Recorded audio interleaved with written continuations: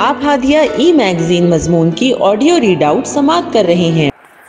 سامعین السلام علیکم ورحمۃ اللہ وبرکاتہ۔ میں ناظرہ نیرہ ہادیہ کے شمارے اپریل 2023 کے مضمون کی آڈیو پروگرام میں آپ کا استقبال کرتی ہوں۔ آئیے ہم اس کا آغاز ہادیہ کے زمرہ معمار جہاں توحے سے کرتے ہیں، جس کا عنوان ہے رمضان کریم اور ہم ایک جائزہ، اور اس کی رائٹر منزہ فردوس ہیں۔ ایک بار پھر عظمتوں اور برکتوں کا مہینہ ہم پر سایہ فگن ہو چکا ہے۔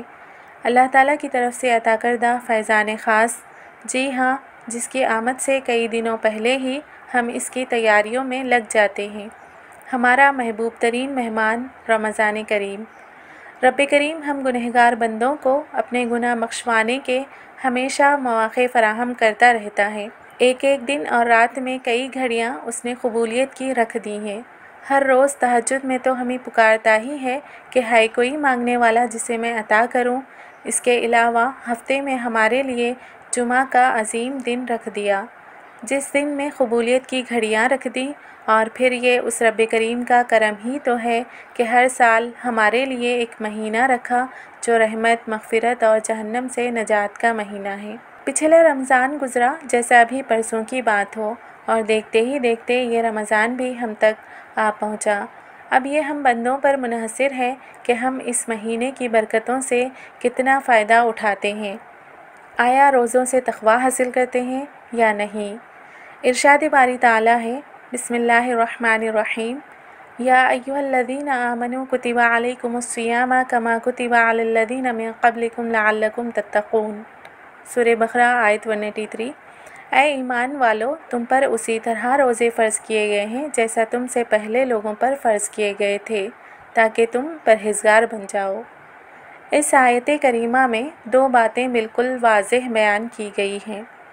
ایک یہ کہ روزے صرف امت محمدیہ صلی اللہ علیہ وسلم پر ہی نہیں بلکہ سابقہ امتوں پر بھی فرض کیے گئے۔ دوسرا، روزے کا مقصد بیان کیا گیا ہے، لیکن افسوس، صد افسوس کہ اکثر مسلمان روزے کے مقصد ہی سے غافل رہتے ہیں، الا ماشاء اللہ۔ ظاہراً تو رمضان کی بہت زوروں سے تیاریاں کرتے ہیں، گھروں کی صفائی، سجاوٹ، پکوانوں کی تیاریاں، ہر چیز تو ہم کو یاد رہتی ہے۔ ان سب چیزوں کے ساتھ دلوں کی پاکیزگی بھی بہت ضروری ہے۔ ذرا غور کریں کہ کیا ہم نے اسی طرح اپنے باطن کی بھی صفائی کی، اپنے دل کو تمام باطنی آلودگی سے پاک کیا، تاکہ ہم روزے کے مقصد کو پا سکیں۔ حسد، بغض، کینہ، تکبر، ریا اور نہ جانے کتنی بیماریاں ہمارے دل میں گھر کر گئی ہوں، ان کے رہتے ہوئے ہم میں تقویٰ پیدا ہو ہی نہیں سکتا۔ خود احتسابی کریں۔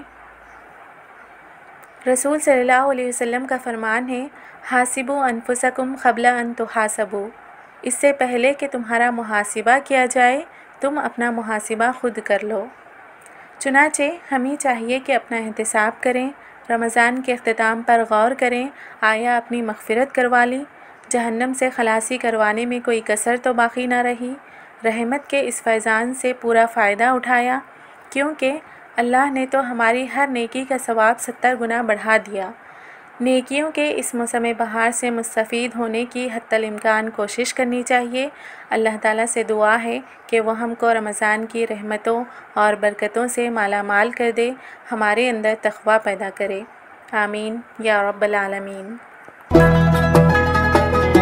ہادیہ مضمون کی آڈیو سماعت کرنے کے لیے شکریہ۔